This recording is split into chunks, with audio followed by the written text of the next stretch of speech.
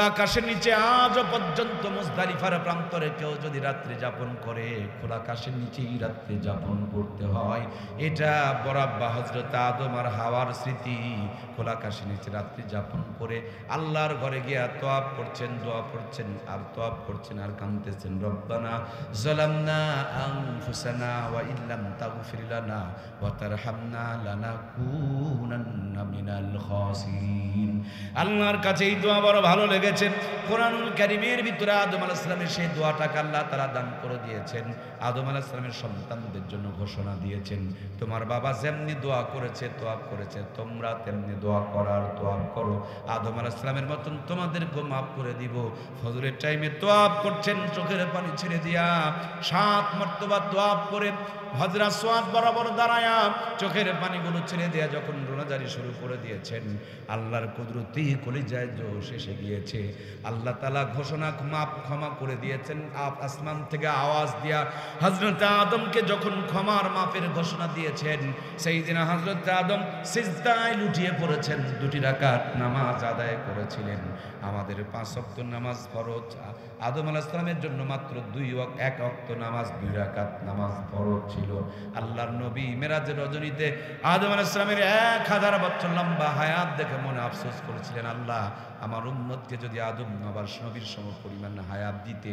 আল্লাহ বলেন, আদম নবীর সমপরিমাণ হায়াত দেই নাই, তার স্মৃতি থেকে ফজরের 2 রাকাত নামাজ দান করেছি।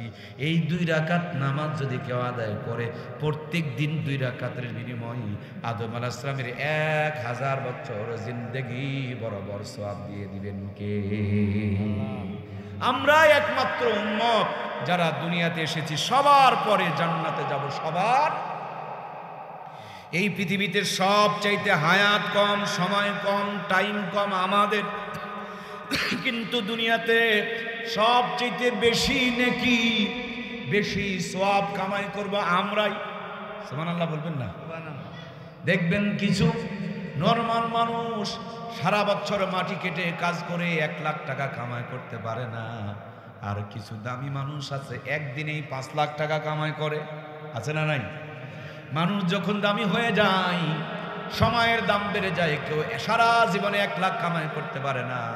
আর দামি মানুষটা 1 ঘন্টাতেও মাঝে মাঝে 5 লাখ টাকা কামাই করে ফেলে দেয়। একটা সই দিয়েও 10 লাখ টাকা কামাই করে ফেলে দেয়। সেম কায়দায় আমরা দামি নবীর উম্মত 2 রাকাত নামাজ পড়লেই প্রতিদিন আদম আলাইহিস সালামের জিন্দেগি বরাবর আমার আল্লাহ তাআলা সওয়াব দান করে দিবেন। এই জন্য মুয়াজ্জিন বলে, আসসালাতু খায়রুম মিনান নাওম, ঘুম হইতে নামাজ ভালো।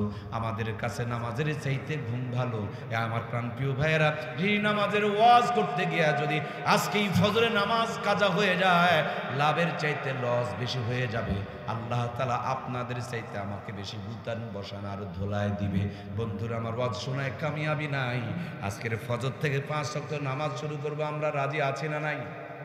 কারা কারা রাজি? দিয়ে এখানে হাত তুলে আমার আল্লাহকে দেখে লিল্লাহে তাকবীর। হাতগুলো এভাবে নাড়া দেন, আল্লাহ তুমি আমাদের হাতগুলোকে কবুল করে নাও, বলুন আমিন।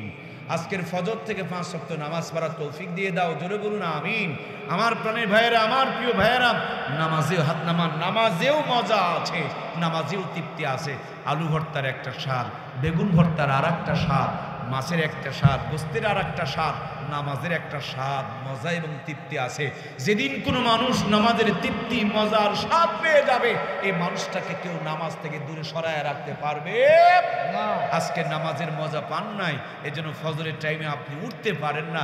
আর যেই দিন মজা পেয়ে যাবেন, সেই দিন ফজরের টাইম কেউ বিছনায় আটকায় রাখতে পারবে। আজকে নামাজের মজা পান নাই, মসজিদে থাকতে ভালো লাগে না।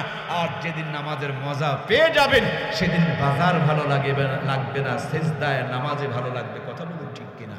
এই জন্য বন্ধু, নামাজে অভ্যস্ত হব।